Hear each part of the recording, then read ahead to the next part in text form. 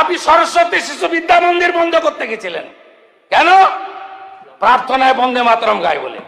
সরস্বতী শিশু মন্দিরকে ঘিরে রাজনৈতিক বিতর্ক নতুন করে আলোচনার কেন্দ্রবিন্দুতে উঠে এসেছে। বুধবার রাজ্য বিধানসভায় বক্তব্য রাখতে গিয়ে মুখ্যমন্ত্রী শুভেন্দু অধিকারী তিনি নাম না করে অভিযোগ করেন, ক্ষমতায় থাকাকালীন তৎকালীন মুখ্যমন্ত্রী মমতা বন্দ্যোপাধ্যায় সরস্বতী শিশু মন্দির বন্ধ করার চেষ্টা করেছিলেন, কারণ সেখানে বন্দে মাতরম গান গাওয়া হয়। এই বক্তব্যের পর সরস্বতী শিশু বিদ্যা মন্দির কি, সেখানে কী ধরনের শিক্ষা দেওয়া হয় এবং এই প্রতিষ্ঠানকে ঘিরে বিতর্কের কারণ কি তা নিয়ে সাধারণ মানুষের মধ্যে কৌতূহল তৈরি হয়েছে। সেই প্রশ্নের উত্তর খুঁজতেই আমরা পৌঁছে গিয়েছিলাম গোঘাট সীমান্তবর্তী বাঁকুড়া জেলার তাজপুর সরস্বতী শিশু মন্দিরে। সেখানে বিদ্যালয়ের প্রধান আচার্য নিতাই চন্দ্র নাইকের সঙ্গে কথা বলে জানা যায়, গত ২৭ বছর ধরে এই শিক্ষা প্রতিষ্ঠান প্রথাগত পাঠ্যক্রমের পাশাপাশি ভারতীয় দর্শন, সংস্কৃতি, ঐতিহ্য, নৈতিকতা ও চরিত্র গঠনের শিক্ষাকে সমান গুরুত্ব দিয়ে একটি স্বতন্ত্র শিক্ষা ব্যবস্থা গড়ে তুলেছে। প্রধান আচার্যের কথায়, এখানে শুধু পাঠ্য বইয়ের শিক্ষা নয়, ছাত্রছাত্রীদের দৈনন্দিন জীবনে শৃঙ্খলা, আত্মনির্ভরশীলতা, আত্মনিয়ন্ত্রণ, সামাজিক দায়িত্ববোধ এবং গুরুজনদের প্রতি শ্রদ্ধাবোধ গড়ে তোলার উপরও বিশেষ গুরুত্ব দেওয়া হয়।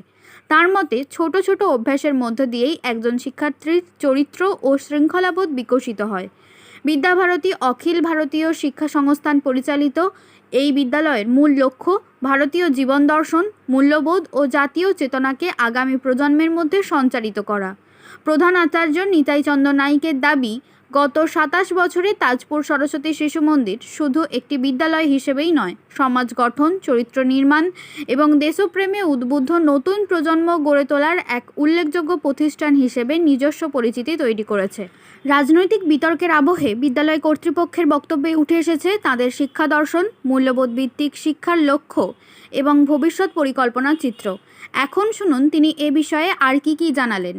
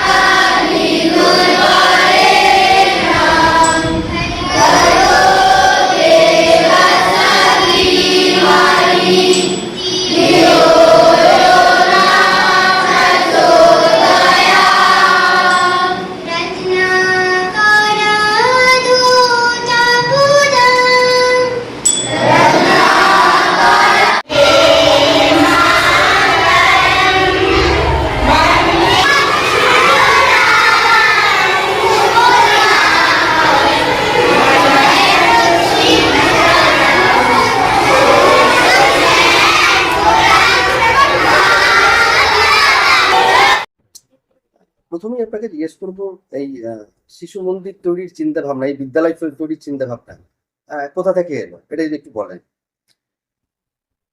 এই চিন্তা ভাবনা আজকের আমাদের নয়, ভারতবর্ষের যারা অনেক আধ্যাত্মিক মানুষ, যারা সনাতন ভারতবর্ষকে সেই প্রাচীন সভ্যতার যুগে আবার ফিরিয়ে আনতে চায়, সেই মানুষের চিন্তা ভাবনা ১৯৫২ সাল থেকেই ছিল।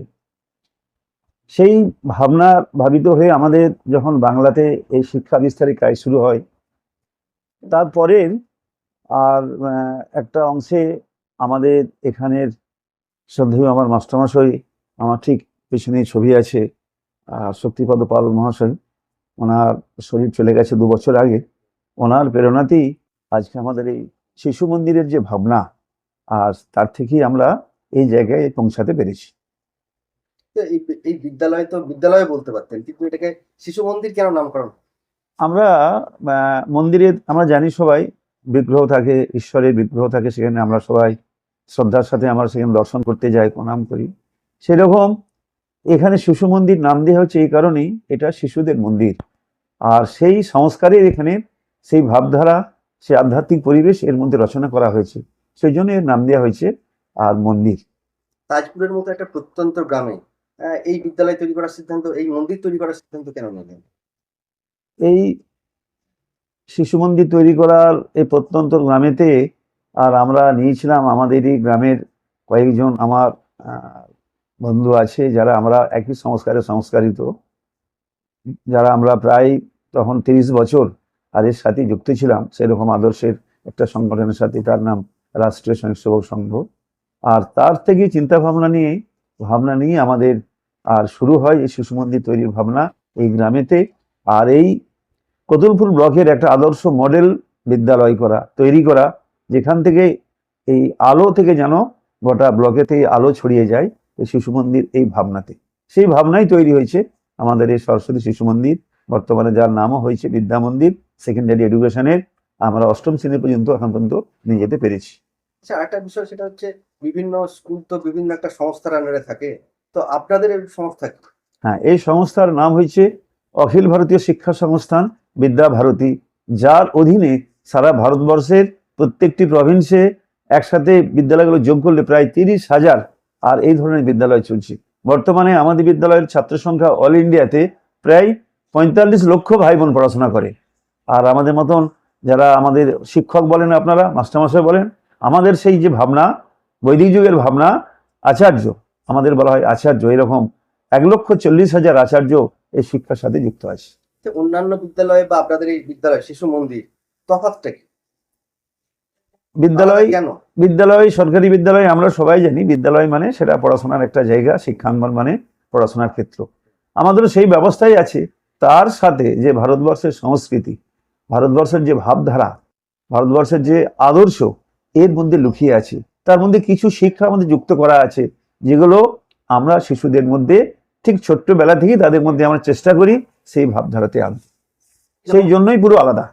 কিরকম ভাবধারা একটু যদি বলেন। যেমন ভাবধারা দেখুন, অঙ্ক, ইংরেজি, বাংলা যে আমাদের ধারাবাহিক যে শিক্ষার যে একটা বিষয় আছে, সে তো আমরাও করাই, কিন্তু তার বাইরে যেটা আছে শারীরিক বিকাশ, নৈতিক আধ্যাত্মিক বিকাশ, যোগ, সংস্কৃত, এই বিষয়গুলো আর আমাদের এর মধ্যে জুড়ে আছে। এই শিক্ষার সাথেই একটা মানুষের বিকাশ, সমগ্র বিকাশ, অর্থাৎ শুধু তার বৌদ্ধিক বিকাশ নয়, তার সাথে তার নৈতিক আধ্যাত্মিক, তার চরিত্র গঠন, তার নৈতিক মূল্যবোধ, এই শিক্ষা আমরা এদের দিয়ে থাকি। আমরা আপনার স্কুলের শিশুদের পোশাক পরিচ্ছদ এবং আচার্যদের পোশাক পরিচ্ছদ নিয়ে একটু বলেন। আমাদের যে আমরা সবাই জানি, সমস্ত বিদ্যালয়ের, যে সমস্ত বেসরকারি বিদ্যালয় বা সরকারি বিদ্যালয়ে একটা কম বেশি সবারই ছাত্রদের আর বিদ্যালয়ের পোশাক থাকে, কিন্তু যারা টিচার শিক্ষকতা করেন তাদের কিন্তু কোনো মানদণ্ড থাকে না পোশাকের। কিন্তু আমাদের বিদ্যালয়ে সারা ভারতবর্ষে যে আমাদের বিভিন্ন প্রভিন্সের যে আমাদের যে আর পোশাক আছে, যেটা আমরা ভূগোলে পড়েছি, যেমন আমাদের বাঙালিদের পোশাক হচ্ছে ধুতি পাঞ্জাবি, আদর্শ পোশাক। সেই আমরা পোশাকই রাখি আমরা, যেমন ড্রেস কোড যেমন শিশুদের থাকে, ছাত্রদের থাকে, সেরকম আমাদেরও এই পোশাক আমাদের আছে। আর দিদিমণিদের ক্ষেত্রে? দিদিমণিদের ক্ষেত্রে একদম যেটা পবিত্রতার প্রতীক, একদম লাল পাড় সাদা শাড়ি দিদি ভাইরা পরে আছে। শিশুদের মধ্যে কোন কোন কি ধরনের মূল্যবোধ গড়ে তোলার চেষ্টা করছেন? আমরা চেষ্টা করি শিশুদের মধ্যে, আর যে ভারতবর্ষের যে, আর একদম যদি আমরা সেই আদিকালের কথা ভাবি, সেই যদি যখন গুরুগৃহে যখন আর ছাত্ররা পড়াশোনা শেষে শিক্ষান্তে তারা গুরুদক্ষিণা দিয়ে বাড়ি ফিরে আসতো, তারপর তারা নিজের যে যার কাজ করতো। আমাদের যেটা এখানে আছে, আমাদের যেটা চেষ্টা করা হয় শিশুদের মধ্যে সেই ভাব জাগিয়ে তোলার, সেই জন্য আমরা আমাদের বিভিন্ন যে ক্লাস রুটিন আছে, রুটিনের মধ্যে আমাদের ওই ধরনের অনেক ক্লাস দেওয়া আছে। কি ক্লাস দেওয়া আছে? সদাচার, নৈতিক আধ্যাত্মিক, এর উপরে আমাদের অনেক ক্লাস আছে। সেই ক্লাসের মাধ্যমেই আমরা এই ওদের শিক্ষা দিয়ে থাকি। তাছাড়া প্রত্যেক যে আমাদের আচার্য আছে, অর্থাৎ শিক্ষক শিক্ষিকা, তারাও এর সাথে যুক্ত হয়ে তারা বিভিন্নভাবে তাদের প্রশিক্ষণ দিয়ে তারা এই শিক্ষা নিয়ে আর তাদের মধ্যে সেটা দেওয়ার চেষ্টা করি আমরা। আমরা শিশুদের বারবার বলি বাড়িদের বড়দের শ্রদ্ধা করে কথা বলি। সেই শ্রদ্ধার প্রথম শুরু হচ্ছে পরম যেটা গুরুজন হচ্ছে মাতা পিতা।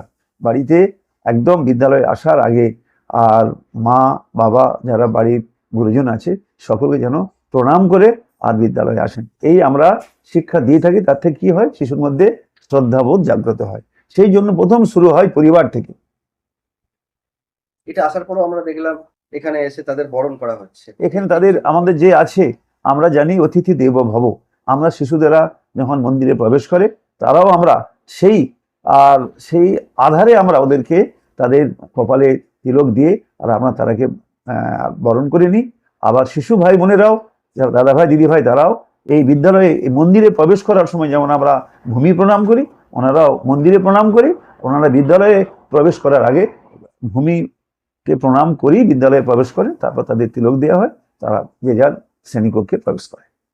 কিরকম ধরনের প্রার্থনা আপনারা করেন? এটা আমাদের যে মাতৃবন্দনা আছে, আমাদের যে সরস্বতী বন্দনা আছে, আমরা যে বিদ্যার অধিষ্ঠাত্রী দেবী আর এই বাঘ দেবী সরস্বতী, আমরা যার আরাধনা করব সারা জীবন ধরে, আর বিদ্যালয়ে আমরা আরাধনা করি, সেই জন্য সরস্বতী বন্দনা দিয়েই আমাদের বিদ্যালয়ের আর পাঠদান আমাদের শুরু হয়। আমরা এটা ভাবি এই বিদ্যালয়ের ওটাও একটা আমাদের কালাংশ, বন্দনা কালাংশ। তার মধ্যে এই নিয়মিত পড়াশোনার পাশাপাশি আর কি শেখানো হয়? এর সাথে আমরা যেমন শিশু মন্দিরের আর শিশুদের অঙ্ক, ইংরাজি, বাংলা, ভূগোল, বিজ্ঞান, ড্রয়িং যেসব আছে তার সাথে আমরা তাদের সমগ্র বিকাশের জন্য প্রথম তার চেষ্টা করি তার শারীরিক বিকাশ কিভাবে হবে। যোগ ব্যায়াম করি, শারীরিকের মধ্যে যোগ আছে। আমাদের যে 5টি শিক্ষা এর সাথে যুক্ত করা হয়েছে তার মধ্যে প্রথম হচ্ছে শারীরিক, দ্বিতীয় হচ্ছে যোগ, তারপর আছে সঙ্গীত, তারপর আছে সংস্কৃত, তারপর আছে নৈতিক আধ্যাত্মিক। আমরা এই 5টা বিষয় এর সাথে যুক্ত হয়ে রয়েছে। এটা আমরা নিয়মিত চর্চার মাধ্যমে প্রত্যেকটা শিশু ভাই বোনের মধ্য দিয়ে আমরা চেষ্টা করি তাদের মধ্যে এই বোধ জাগ্রত করা। কত সালে এই শিক্ষা প্রতিষ্ঠান? এইটা আমাদের শুরু হয়েছে 1999 সালের 9ই মে। সেদিন ছিল বাংলার 25শে বৈশাখ। প্রতিষ্ঠাতা কে ছিলেন? প্রতিষ্ঠাতা এটা একজন কোনো প্রতিষ্ঠাতা হয় না। আমাদের যারা এই ঘরানার মানুষ মধ্যমণি একজন থাকেন, আর ওনার প্রেরণাতেই আমরা সবাই এক জায়গায় ভাবিত হয়ে, আমার ঠিক ডান দিকে এই ছবি আছেন আমার শ্রদ্ধেয় মাস্টারমশাই, নাম স্বর্গীয় শক্তিপদ পাল, আমাদের আর এক কথায় আমাদের গুরু মহাশয় আমরা বলতে পারি। ওনার জীবনের শিক্ষা নিয়ে এই তাজপুরি বাড়ি ছিলেন। তাজপুর এই রামচরণ বিদ্যালয়ের সহকারী প্রধান শিক্ষক ছিলেন সারা জীবন শুধু, আর উনি শিক্ষা বিতরণ করে গেছেন সমাজের মধ্য দিয়ে, সমস্ত মানুষের মধ্য দিয়ে। আমাদের বিদ্যালয় বন্দে মাতরম আমাদের যখন থেকে বিদ্যালয় শুরু হয়েছে তখন থেকেই আমরা এর সাথে যুক্ত আছি। মানে এই নয় যে নতুন নিয়ম আসা, না না না না, আমাদের বিদ্যাভারতীর বিদ্যালয় গোটা ভারতবর্ষেই যতগুলো বিদ্যালয় আছে, এই সরকার আজকে নিয়ম করেছে বলে সেটা নয়, আমরা এটার সাথেই যুক্ত আছি। এই মুহূর্তে কতজন ছাত্রছাত্রী আছে আমাদের বিদ্যালয়ের ভাই বোনের সংখ্যা 833 জন। আচ্ছা, এই যে একটা সংস্কারমুখী শিক্ষা দিচ্ছেন, অভিভাবকদের তরফ থেকে কিরকম প্রতিক্রিয়া পাচ্ছেন এবং গ্রামের মানুষ এটাকে কিভাবে গ্রহণ করছেন? এই বিদ্যালয়ে যে আজকে 26 বছর চলছে, আমরা বিদ্যালয়ের আমরা প্রথম অনেক কঠিন পরিশ্রম, অনেক প্রচেষ্টা করে এই জায়গায় আনতে পেরেছি। তৎকালীন বহু মানুষ এই বিদ্যালয়ের আমাদের অনেক বিরোধিতাও করেছে, এই বিদ্যালয়ে কিছু পড়াশোনা হয় না, শুধু ওই নাচ গান খেলাধুলা হয়। কিন্তু আজকের দিনে দাঁড়িয়ে আমরা অনেকেই জানি এবছর বিদ্যাভারতীর যে বিদ্যালয় আছে আমাদের, আর যে মাধ্যমিকের যে ফল বেরিয়েছে তার মধ্যে 1 থেকে 13 জন আমাদের বিদ্যালয়ের ছাত্র, সেটা আমরা সকলেই জানি। আর এটা সেটাই আমাদের কাছে গর্বের বিষয়। এতদিন ধরে আমরা সবার সামনে আসতে পারিনি, আমরা তাদের মধ্যে অনেক কিছু সমগ্র বিকাশের জন্য অনেক কিছু প্রচেষ্টা করেছি, চেষ্টা করেছি, কিন্তু শিক্ষা ক্ষেত্রেও আমরা সেই জায়গায় আজকে আমরা সেই জায়গায় পৌঁছাতে পেরেছি আমরা। সেই জন্য আজকে আর বিদ্যাভারতী বিদ্যালয়ের এত সুনাম যশ হয়েছে। অভিভাবক, অভিভাবিকা, গ্রামবাসী এই বিদ্যালয়কে, এই গ্রামের শুধু বিদ্যালয় শিক্ষাক্ষেত্র নয়, সমাজ চেতনার কেন্দ্রবিন্দু হিসাবে এটাকে গ্রহণ করেছে। আপনি একটু আগে বললেন যে সংস্কার শুরু হয় পরিবার থেকে, তো ছাত্রছাত্রী এবং অভিভাবকদের জন্য বিশেষ ধরনের কোনো কার্যক্রম বা সংস্কার কিছু আছে? আমরা এই বিদ্যালয়ের যেমন শিশুদের সংস্কার দিই, যারা প্রথম শিশু ভাই বোনেরা এখানে ভর্তি হয়, ঠিক সেই পাঠদান শুরুর 1-2 দিন আগে তাদের নিয়ে আমরা একটা সবাইকে ডাকি। নতুন যারা পিতা মাতা আসেন তাদের আমরা বিদ্যালয়ের যে পরিকাঠামো আছে, বিদ্যালয়ের যে শিক্ষা ব্যবস্থা আছে, ওনাদের মধ্যে আমরা ঠিক এই বিদ্যালয়ের 3 দিন আগেই আমরা তাদের মধ্যে সেটা আমরা চেষ্টা করি প্রবেশ করানো। আমাদের বিদ্যালয়ের গুরুত্ব কি আছে, ভূমিকা কি আছে, সারা বছরের কার্যক্রম কি আছে, আমাদের কি করতে হবে, ওনারা সব জেনে শুনেই বিদ্যালয়ে আর তাদের ছাত্রদের পড়ান। অনেক অভিভাবক তো বলেন সব আমার ভাই বোনেরা তো আর পড়াশোনায় ফার্স্ট হবে না, কিন্তু সে যাতে সুনাগরিক হয়, আদর্শ মানুষ হোক, সমাজের একটা সে কর্ণধার হোক, এটাই আমরা আশা করি কাম্য। সেই জন্য আমাদের বিদ্যালয়ে পাঠানো। যে এত বড় বিদ্যালয়, আর্থিক পরিকাঠামোগত সমস্যা কিভাবে মোকাবিলা করছেন? আর্থিক পরিকাঠামো দেখুন, যেহেতু আমরা এই সমাজের সাথে যুক্ত, এটা সমাজের মধ্যে আমাদের বিদ্যালয়, সমাজের অনেক মানুষ এগিয়ে এসেছেন এই বিদ্যালয়ের পরিকাঠামো গড়ে তোলার জন্য। আর সেই সমাজের অনুদান নিয়ে আজকে আমরা এই বিদ্যালয়ে এই জায়গায় পৌঁছেছি। সরকারিভাবে সেরকম অনুদান আমরা কিছু পাইনি। গত 1 বছর মাননীয় সাংসদ ওনার কাছ থেকে আমরা একটা বিল্ডিং পারপাসে প্রথম 12 লক্ষ টাকা আমরা পেয়েছিলাম। আপনার সাংসদ কোন নাম? সৌমিত্র খাঁ, আমাদের বিষ্ণুপুরের সাংসদ, ওনার আমাদের অধীনেই বিদ্যালয়, উনি আমাদেরকে এইটা একটু সাহায্য করেছিলেন বিল্ডিং ডেভেলপমেন্ট পারপাসে। কিন্তু আমাদের যে এই আভ্যন্তরীণ যে পরিকাঠামো আছে, ওনাদের কোনো সরকারি অনুদানও নেই। আর আমাদের যে শিশু মন্দিরের যে ব্যবস্থা আছে তার মধ্যে থেকেই এই বিদ্যালয় আমরা পরিচালনা করি। আচ্ছা, এই যে সংস্কারমুখী শিক্ষা মডেল, এই ধরনের শিশু মন্দির গ্রামে গ্রামে অঞ্চলে অঞ্চলে গড়ে তোলা কি সম্ভব? না, দেখুন, আমাদের লক্ষ্য হচ্ছে প্রত্যেকটি ব্লকে একটা আদর্শ মাধ্যমিক বিদ্যালয়। সেই মডেল থেকে সেই আরো যে বিদ্যালয় আছে সেই মডেল সবাই গ্রহণ করুক, এটা মূল লক্ষ্য। প্রতিটি ব্লকে একটি করে আর মাধ্যমিক স্কুল, আর আমার এই ধরনের আর যেটা আমাদের প্রাথমিক লেভেলের আছে, এরকম আরো 5-7টা মডেল বিদ্যালয় আমরা করতে পারি। ওর বেশি আমরা করতে চাচ্ছি না, কারণ সরকারি বিদ্যালয়গুলো তারাও এই ভাবনায় ভাবিত হয়ে তারাও এই ধরনের শিক্ষা দেখ। আমরা শুধু চাচ্ছি প্রত্যেকটি ভারতবর্ষের মানুষ তারা যেন এই শিক্ষা যারা গ্রহণ করতে পারে, সে সরকারি বিদ্যালয়ে পড়ুক আর আমাদের বিদ্যালয়ে পড়ুক, যেখানেই যাক না কেন সবার যেন সংস্কার যেন একই থাকে। আচ্ছা, প্রতিটা শিক্ষাঙ্গন বলুন বা প্রতিটা যে কালচারে বড় হচ্ছে, বিশ্ববিদ্যালয়, স্কুল, যেখানেই হোক না, মূল সাবজেক্টের পাশাপাশি আর কি সিলেবাস হওয়া উচিত বলে মনে হয়? একটা ছাত্রের ক্ষেত্রে তার যে আমরা অল ডেভেলপমেন্ট চাই, সমগ্র বিকাশ, সেই জন্য তার সাথে আমরা যেটা চাই তার নৈতিক আধ্যাত্মিক বিকাশ মূল আমরা ভাবি, মোরাল এডুকেশন, এইটার দিকে আমাদের প্রচন্ড গুরুত্ব দেওয়া আছে। কারণ যেটার অভাব আজকে সমস্ত বিদ্যালয়ের ক্ষেত্রে, যেটা আমরা জানি যে পশ্চিমী সভ্যতার যে প্রভাব আজকে আমাদের মধ্যে আর প্রভাবিত হয়েছে, তার থেকে আমরা যেভাবে হোক এই সমাজকে, দেশকে আমরা মুক্ত করব আমাদের এই বিদ্যালয়ের মাধ্যমে, এই শিক্ষার মাধ্যমে। আমাদের সেই প্রচেষ্টাই আছে, সেই 1952 সাল থেকে আজকে আমরা সেই প্রচেষ্টা চালিয়ে যাচ্ছি, এবং আগামী দিনেও গোটা ভারতবর্ষের মানুষ এই প্রভাবিত হয়ে এই বিদ্যালয়কে পরিচালনা করবে। আজকের দিনে আমার জায়গাতে আমি এখানে বসে বহু জায়গা থেকে আসছে, আজকে আমরা 5 বিঘে জায়গা দেবো, আমরা এই বিদ্যালয় গড়ে তুলুন, এই পরিকাঠামো তৈরি করি, বহু জায়গা থেকে আবেদন আসছে, কিন্তু ভালো মানুষের বড্ড অভাব সমাজেতে। আচ্ছা, আমি যেটা শুনেছি এবং জানি সেটা হচ্ছে স্বল্প বেতনে আপনারা ছাত্রদের পড়ান। এই স্বল্প বেতনে ছাত্রদের পড়ানো, স্কুল পরিচালনা করা, এই সমস্ত বিষয়গুলো থেকে বর্তমান নতুন তো সরকার এসেছে, কোনো চিন্তা ভাবনা কি করেছেন সরকারের কাছ থেকে, যাতে সাহায্য কোনো রকম পাওয়া যায় কিনা, কোনো আবেদন করা যায় কিনা? এর সঙ্গে সঙ্গে আরেকটা বিষয়, সরকারি স্কুলগুলোতে মিড ডে মিল চালু আছে, আপনাদের স্কুলেও যদি সরকারি অনুদানভাবে মিড ডে মিল চালু করা যায়, আগামী দিনে কি প্রস্তাব কি রাখবেন সরকারের কাছে? বেশ কয়েক বছর আগে আর বিদ্যালয়ের যে মিড ডে মিল আর আমার কাছে প্রস্তাব এসেছিল, কিন্তু আমরা সেটা গ্রহণ করিনি, বা আমাদের যে এই বিদ্যালয় সংগঠন আছে তারা এটা গ্রহণ করেনি। আজকে আমরা দেখতে পাই সরকারিভাবে আর যেসব প্রাথমিক বিদ্যালয়তে এই ব্যবস্থা আছে, শিক্ষক কম আছেন, আর এই মিড ডে মিল রাখার জন্য আর বিদ্যালয়ের মূল যেটা বিষয় পাঠদান, শিক্ষাদান, তার থেকে কিন্তু অনেক ক্ষতি হয়। আমার যেটা বিষয়, যেটা আমাদের সংগঠনের বিষয় যেটা আছে এই বিদ্যাভারতী বিদ্যালয়ের, যেখানে প্রয়োজন, যে এলাকাতে অনুন্নত এলাকা, যেখানে মানুষ দুমুঠো সহজে সকলে খেতে পায় না, সেখানকার বিদ্যালয়ের জন্য ব্যবস্থা করা উচিত সবার জন্য।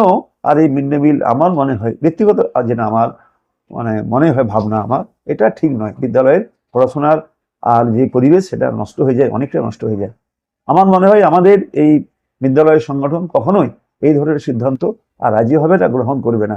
আর সরকারি যদি অনুমোদন যদি পায়, সরকার অনুমোদন দিক, কিন্তু কখনো সরকারি হস্তক্ষেপ করতে পারবে না।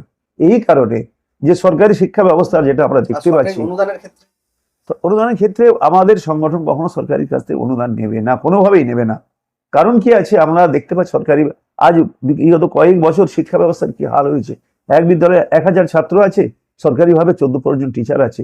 বিদ্যালয়ে পড়াশোনার মান কত নিচে নেমে গেছে।